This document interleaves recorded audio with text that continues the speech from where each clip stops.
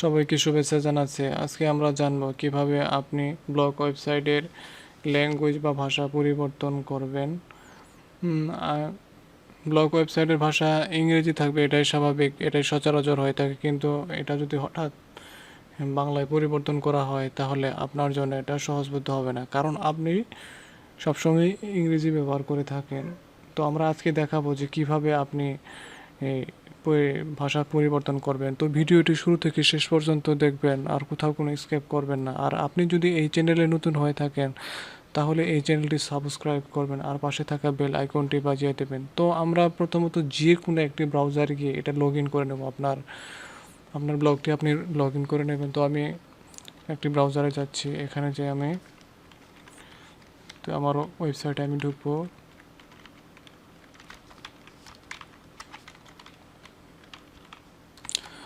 blogger.com-এ ঢুকলাম।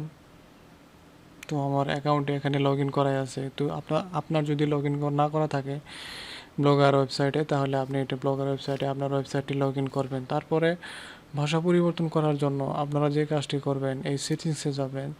সেটিংসে যাওয়ার পর এখানে দেবেন ব্লগে ব্যবহৃত ভাষা। তো এখানে এই ফিচারটিতে বাংলা করা আছে, তো আমরা এটাকে ইংরেজিতে রূপান্তর করব। তো আমরা এখানে স্ক্রল করে নিচের দিকে যাব, দেখবো যে ইংলিশ করা আছে। তো আমরা ইংলিশে করে এই যে এখানে সেভ দেখছেন, তো আমরা সেভে এখানে ক্লিক করে দেব।